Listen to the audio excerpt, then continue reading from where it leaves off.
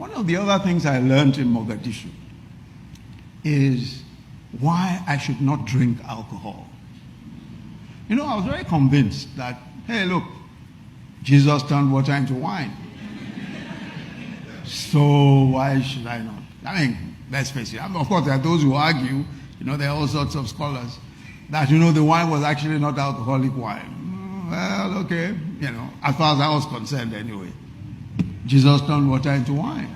And then there are many cases of people drinking wine. So I thought, look, I don't mind anything else, but I like my wine every once in a while, red wine, every once in a while. And then I like my beer also. So while I was in this, I had made up my mind that I was going to continue drinking my beer, despite the fact I was born again.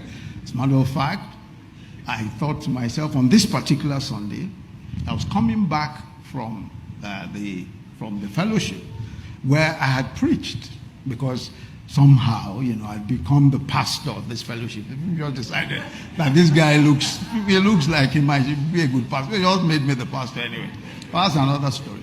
So I was coming back from the fellowship, and I was just hoping to buy myself 2 cans of Heineken and go to my room and read my Bible.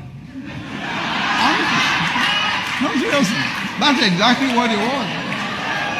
So, I had no other business except that. That was exactly what I wanted to do.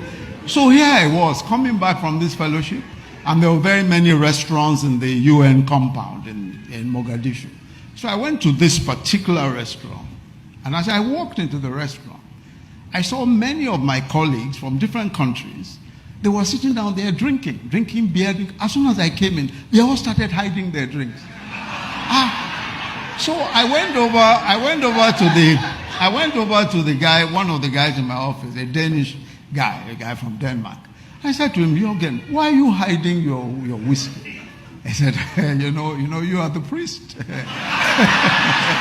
said, you are the priest. He said, we mustn't be drinking where the priest is. It occurred to me immediately that there's no way I can be drinking here. How does the priest drink? And it was very clear to me that without a doubt, God was saying to me that yes, all things may be lawful, but not all things are expedient. All things may be lawful, but not all things edify.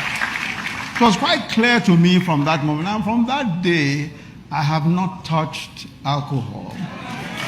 That's a long time ago.